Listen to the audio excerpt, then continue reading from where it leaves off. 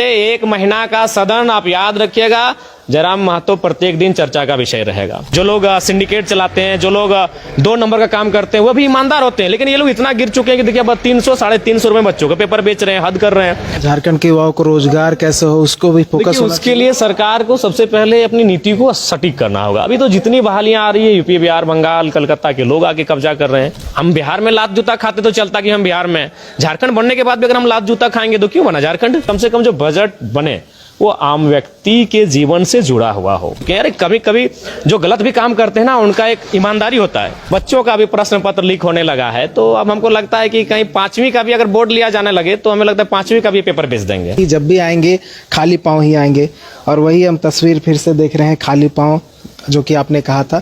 अब आते हैं बजट सत्र को लेकर, 24 तारीख से शुरुआत हो रही है, क्या कुछ आप लोग की ओर से मांग रहेगा, क्या कुछ चाहते हैं? ओर से हम तो कुछ विशेष नहीं है। सरकार को चाहिए कि जब भी बजट, चूंकि अब तो आज हम मैसेज दे रहे हैं, लेकिन हमें लगता है कि मैसेज को हमको 15 दिन पहले देना चाहिए था। जब भी बजट आए, सरकार हमेशा टीम बनाती है, कभी एसआईटी बनाती है, तो कभी कोई टीम बनाती है, कभी पुलिस की टीम बनाती है, कभी प्रशासन की टीम बनाती है। तो सरकार को चाहिए कि 15 दिन पहले एक टीम बनाए और उस टीम को फिर बता दे कि जिला में वो टीम बनाए, और उस जिला टीम को बताए कि वो प्रखंड में टीम बनाए। वो टीम 15 दिन ही काम करे और वो गांव तक जाए।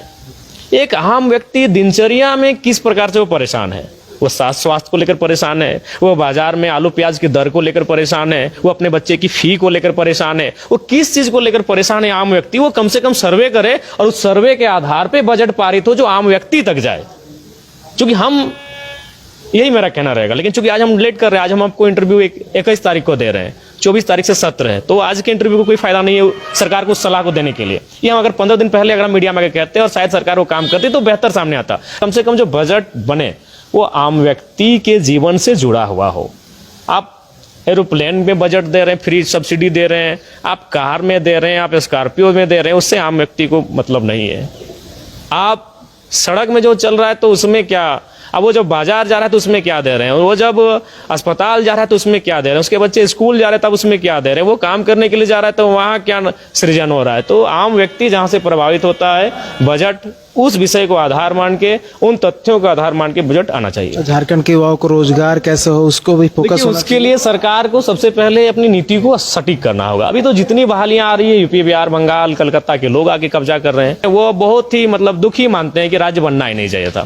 इससे अच्छा जो था भाई, कम से कम हम बिहार में लात जूता खाते तो चलता कि हम बिहार में, झारखंड बनने के बाद भी अगर हम लात जूता खाएंगे तो क्यों बना झारखंड। अब सारी नौकरियों को बेच रहे हैं, कोई आपके पास रोकने का तरीका ही नहीं है।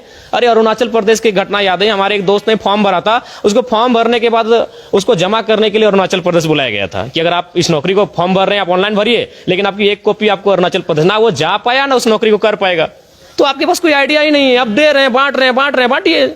योजना नीति है ही कोई मतलब नहीं है इस राज्य के बनने का, आज कोई मतलब नहीं होगा। 10% लोगों के लिए होगा, जो विधायक बने, जो सांसद बने उनके लिए होगा, जो कुछ जगहों पे ठीक ठाक आ गए, कुछ लोग बीडीओ, सीओ, 2-4 लोग डीएसपी तक बन गए उनके लिए, लेकिन 90% जो जनता है उनको कोई मतलब नहीं हो इस राज्य के बनने का। आज भी वो धक्के खा रहे हैं। आप इस राज्य की ये दशा है कि आप आउटसोर्सिंग एजेंसियों में चले जाइए, उसकी एक लिस्ट निकालिए, आउटसोर्सिंग कंपनियों की 1000 लिस्ट आएंगी, 1000 में हमको लगता है कि 999 कंपनियां आउट ऑफ स्टेट की हैं।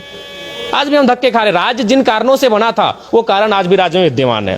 राज्य मुख्यतः बना था, तो ये सब मांग भी आप रखेंगे विधानसभा? बिल्कुल, निसंदेह 1 महीना का सदन आप याद रखिएगा, जयराम महतो प्रत्येक दिन चर्चा का विषय रहेगा। अच्छा, कल आपने सुना होगा कि जैक का जो प्रश्न पत्र था लीक हो गया, रद्द करना पड़ा, पहली बार हुआ है 10th में, क्योंकि अमूमन एसएससी को सुनने को मिलता था, लेकिन ये दुर्भाग्य है। अब बताइए, अब बच्चों का भी प्रश्न पत्र लीक होने लगा है, तो अब हमको लगता है कि कहीं 5वीं का भी अगर बोर्ड लिया जाने लगे तो हमें लगता है 5वीं का भी पेपर बेच देंगे।